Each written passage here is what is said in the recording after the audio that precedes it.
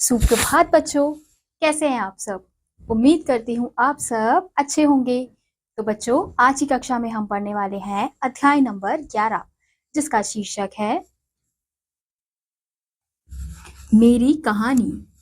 तो बच्चों, इस अध्याय में हमें एक आत्मकथा दी गई है। सबसे पहले हम देखेंगे कि हमें कुछ चित्र दिए गए हैं और चित्रों के आधार पर हमसे कुछ प्रश्न पूछे गए हैं। चित्रों को देखकर नीचे दिए गए प्रश्नों के मौखिक उत्तर दीजिए। सबसे पहला प्रश्न है, क्या इन महान व्यक्तियों को आप पहचानते हैं? तो हम देख सकते हैं कि यहाँ पे कुछ महान व्यक्तियों की फोटो हमें दी गई है, यानी कि चित्र दिए गए हैं। सबसे पहले हमें किसका चित्र दिया गया है? महात्मा गांधी का। दूसरा है एपीजे अब्दुल कलाम। तीसरा है पंडित रविशंकर और चौथा चित्र है सचिन तेंदुलकर। अब अगला प्रश्न है, गांधी जी को सब लोग क्या कहकर पुकारते थे? तो गांधी जी को सब लोग बापू कहकर पुकारते थे। अगला प्रश्न है, मिसाइल मैन की उपाधि किसे दी गई है? तो बच्चों, मिसाइल मैन की उपाधि एपीजे अब्दुल कलाम को दी गई है। अगला प्रश्न है, सचिन तेंदुलकर को और किस नाम से बुलाया जाता है? तो बच्चों, सचिन तेंदुलकर को लिटिल चैंपियन के नाम से भी बुलाया जाता था। अगला प्रश्न है, पंडित रविशंकर कौन सा वाद्य यंत्र बजाते थे? तो पंडित रविशंकर सितार यंत्र बजाते थे। इसी के साथ अब हम अपना पाठ शुरू करते हैं। तो बच्चों, इस पाठ में कुछ शब्दों का प्रयोग किया गया है, जैसे परिश्रमी, सर्वप्रथम, प्रवृत्ति, स्वाधीन और दायित्व।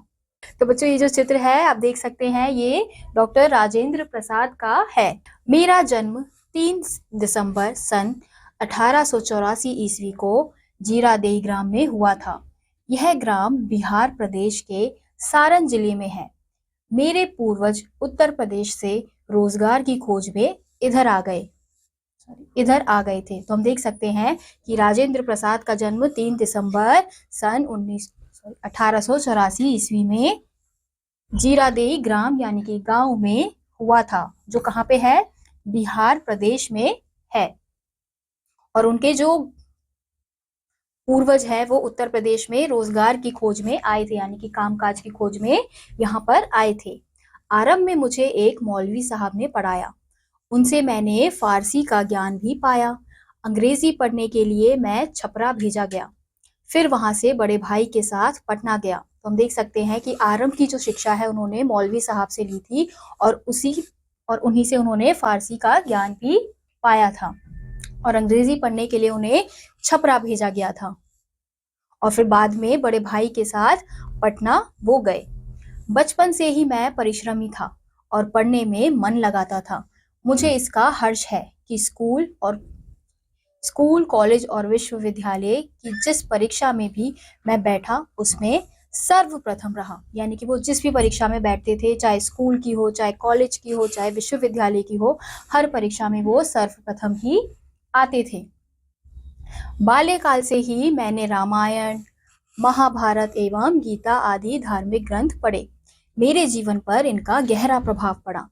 यानी कि वो बचपन से ही क्या पढ़ते थे? रामायण हो गया, महाभारत हो गई या फिर गीता हो गई, ऐसे धार्मिक ग्रंथों को उन्होंने बचपन से ही पढ़ा, और इन सब धार्मिक ग्रंथों का उन पर बहुत ही गहरा प्रभाव पड़ा। ऊंची शिक्षा के लिए मैं कलकत्ता यानी कि कोलकाता गया। कोलकाता विश्वविद्यालय में सन 1907 ईस्वी में अंग्रेजी में एमए की परीक्षा उत्तीर्ण की। एक बार की घटना है, कोलकाता विश्वविद्यालय के एक परीक्षक ने विद्यार्थियों के लिए 7 प्रश्न दिए और उनमें से किन्हीं 5 प्रश्नों के उत्तर देने का छात्रों को निर्देश दिया। मैंने 7 प्रश्न के उत्तर दे दिए और यह निरीक्षक पर छोड़ दिया कि उन 7 में से 5 जो भी वे उचित समझे छांट लें। परीक्षक निर्णय करने में कठिनाई में पड़ गए क्योंकि सभी उत्तर अच्छे थे।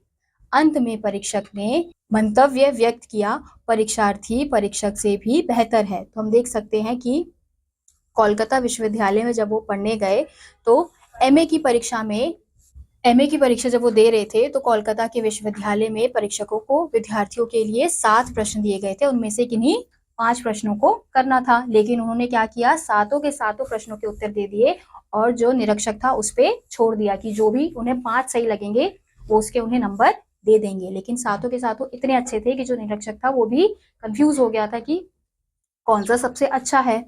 कोलकाता विश्वविद्यालय से मैंने वकालत की परीक्षा उत्तीर्ण की।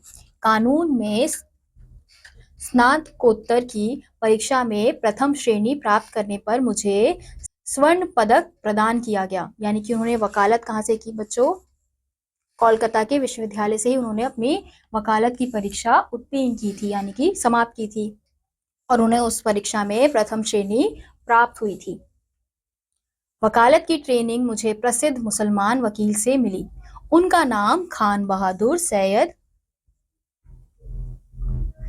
शम्सुल हुदा था। उनका मिजाज बहुत अच्छा था। वे धार्मिक प्रवृत्ति के आदमी थे और वे मुझे बच्चे की तरह मानते थे। ट्रेनिंग के दिनों में मैं उनके एक मकान में ठहरा था। एक बार बकरीद के मौके पर मैं चुपचाप उनसे कुछ कहे बिना ही वहां से चला गया और 3-4 दिन बाद लौटा। तो हम देख सकते हैं कि वकालत की ट्रेनिंग उन्हें एक मुसलमान से मिली जिसका नाम क्या था, बहादुर सैयद शम्सुल हुदा, और उनका मिजाज बहुत ही अच्छा था और वो बहुत ही धार्मिक प्रवृत्ति के थे और वो उन्हें बिल्कुल बच्चे जैसा मानते थे और ट्रेनिंग के दिनों में वो उनके मकान में ही ठहरे थे। उन्होंने कहा, मैं समझ गया तुम बकर ईद के कारण चले गए थे। तुम्हें मुझसे पूछ लेना चाहिए था। तुम मेरे घर में हिंदू नौकरों के ख्याल से गाय की कुर्बानी नहीं होती। मैंने कोलकाता में वकालत शुरू की। इसमें मुझे बहुत सफलता मिली और मैं धन कमाने लगा। जब गांधी जी ने स्वतंत्रता संग्राम आरंभ किया तो मैं भी उसका एक सैनिक बन गया। अन्य साथियों की तरह मुझे भी लाठियां खानी पड़ी, गोलियों का सामना करना पड़ा और जेल जाना पड़ा। तो हम देख सकते हैं कि जिनके घर वो ठहरे थे, जिन मुसलमान व्यक्ति के घर वो ठहरे थे, तो जब वो उनके घर से चले गए थे, जब बकरी ईद थी, तो वो समझ गए थे कि वो इसलिए वहां से चले गए क्योंकि बकरा ईद, और बकरा ईद में क्या होता है कि बलि चढ़ाई जाती है। तो वो व्यक्ति उनसे कहता है कि मुझे पता है कि तुम वहां से क्यों चले गए, लेकिन मेरे घर में भी हिंदू नौकर है जिसकी वजह से हम गाय की बलि उस दिन नहीं चढ़ाते हैं। सन 1916 ईस्वी में लखनऊ में कांग्रेस का जोर शोर से सम्मेलन हुआ था। यहीं पर मुझे महात्मा गांधी जी से भेंट होने का सौभाग्य प्राप्त हुआ था। महात्मा गांधी 1915 ईस्वी में दक्षिण अफ्रीका से लौटे थे और देश का दौरा कर रहे थे। उस समय चंपारण की स्थिति बहुत विकट थी। गांधी जी के नेतृत्व में गौरों के विरुद्ध सत्याग्रह का बिगुल बज गया था। इसमें मैंने काफी सक्रियता दिखाई। सत्याग्रह सफल हुआ। इसी सत्याग्रह ने मेरे सार्वजनिक जीवन को नया मोड़ दे दिया था। यानी कि उन्होंने गांधी जी के साथ स्वतंत्रता संग्राम में आरंभ से ही उनका साथ दिया था।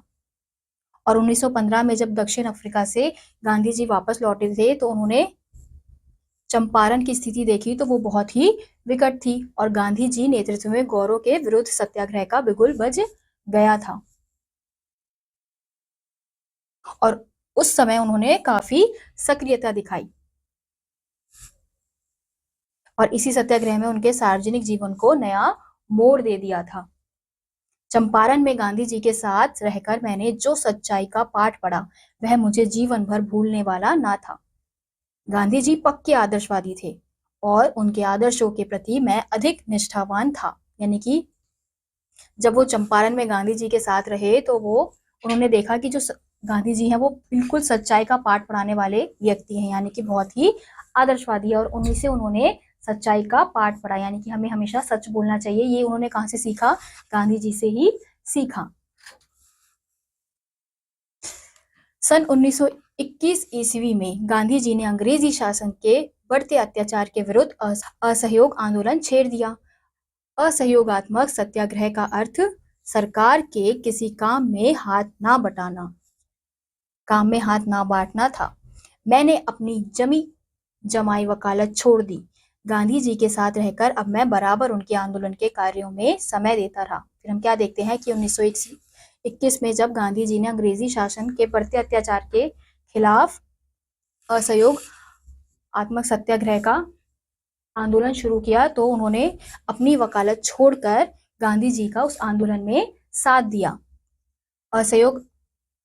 असहयोगात्मक सत्याग्रह का अर्थ है सरकार के किसी कामकाज में उनका हाथ ना बांटना, यानी कि जो सरकार बोल रही है उसको ना करना।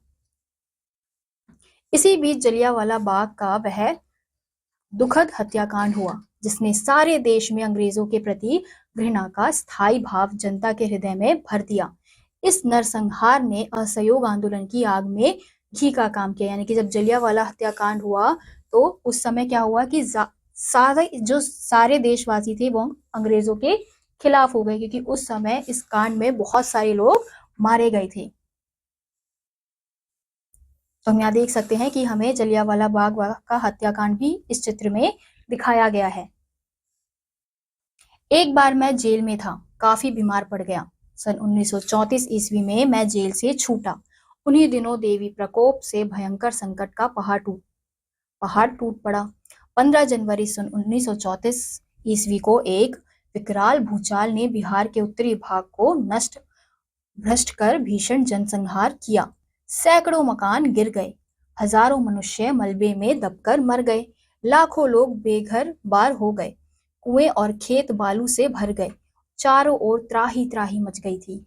उस समय अपने पीड़ित भाइयों की सेवा करना मैंने अपना कर्तव्य समझा। यानी कि 1934 में जब वो जेल में थे तो वो बहुत बीमार पड़ गए थे। फिर 1934 में वो जब जेल से छूटकर वापस आए तो उन्हीं दिनों में देवी प्रकोप से भयंकर संकट, पहाड़ टूट पड़ा, यानी कि भूकंप जैसा कुछ त्राही त्राही मच गई थी, भूचाल आ गया था।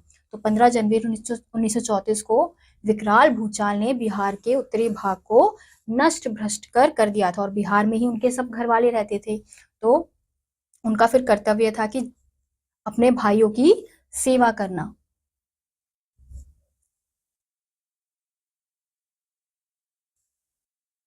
उनकी सेवा में मैंने दिन रात एक कर दिया। इस सेवा कार्य ने मुझे जनता के निकट ला दिया। मैं उनका वास्तव में सेवक बन गया। फिर वो उस समय दिन रात अपने भाइयों की सेवा में लग गए, और उनकी सेवा में उन्होंने दिन रात पूरा एक कर दिया, यानी कि उनको कोई होश नहीं था कब दिन हो रही है कब रात हो रही है, वो बस अपने भाइयों की सेवा में लग गए। अभी भूकंप पीड़ितों को उबारा भी नहीं जा सका था कि भीषण बाढ़ आ गई।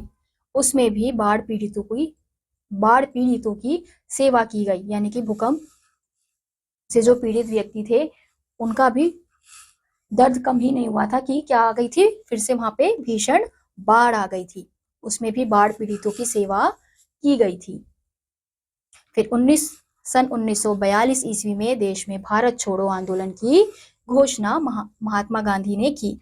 इस आंदोलन ने अंग्रेजी सरकार के शासन की जड़ हिला दी। फलतः 2 सितंबर सन 1946 ईस्वी को भारत में एक अंतरिम सरकार बनी। उनमें 12 मंत्री थे। मुझे खाद्य एवं कृषि विभाग दिया गया। यानी कि 1942 में भारत छोड़ो आंदोलन की घोषणा गांधी जी ने की। फिर इस आंदोलन में अंग्रेजी सरकार के शासन की जड़ को हिला दिया था। फिर 2 सितंबर सन 1946 ईस्वी को भारत में एक अंतरिम सरकार बनी थी, जिसमें उन्हें किसका पद दिया गया था? कृषि विभाग का हिस्सा दिया गया था। उस समय देश में अन्न का घोर संकट था। मैंने अन्न का उत्पादन बढ़ाने का प्रयास किया। जितना अन्न विदेशों से प्राप्त हो सकता था उतना प्राप्त किया। बाद में मकई, ज्वार तथा सिंघाड़े के आटे का प्रचार किया गया। देश में अधिक अन्न उपजाओ आंदोलन का सूत्रपात भी मैंने ही किया। 15 अगस्त सन 1947 ईस्वी को भारत स्वाधीन हुआ। 26 जनवरी सन 1950 ईस्वी को गणतंत्र भारत के प्रथम राष्ट्रपति के पद का दायित्व मुझे सौंपा गया। मैं 12 वर्षों तक भारत के राष्ट्रपति के पद का भार संभाले रहा। फिर 13 मई 1962 को मैं इस दायित्व से मुक्त हुआ। फिर हमने देखा कि जब उन्हें कृषि विभाग का हिस्सा दिया गया तो उन्होंने उत्पाद बढ़ाने का निर्णय लिया। फिर उन्होंने उतना बाद में मकई, ज्वार, सिंघाड़े का आटा, इन सब का भी प्रचार करना शुरू कर दिया। फिर उन्होंने अधिक अन्न उपजाऊ का आंदोलन भी शुरू किया। फिर जब 15 अगस्त 1947 को भारत आजाद हो गया तो 26 जनवरी 1950 को गणतंत्र भारत के प्रथम राष्ट्रपति के पद का दायित्व उन्हें दिया गया। फिर 12 वर्षों तक भारत का राष्ट्रपति पद उन्होंने ही संभाला। फिर 13 मई सन 1962 को वो उस पद से हट गए। तो बच्चों, इसी के साथ आज का ये अध्याय यहीं समाप्त होता है। उम्मीद करती हूँ आपको ये अध्याय समझ आया होगा। मैं आपसे मिलूंगी अगली कक्षा में, तब तक के लिए नमस्कार।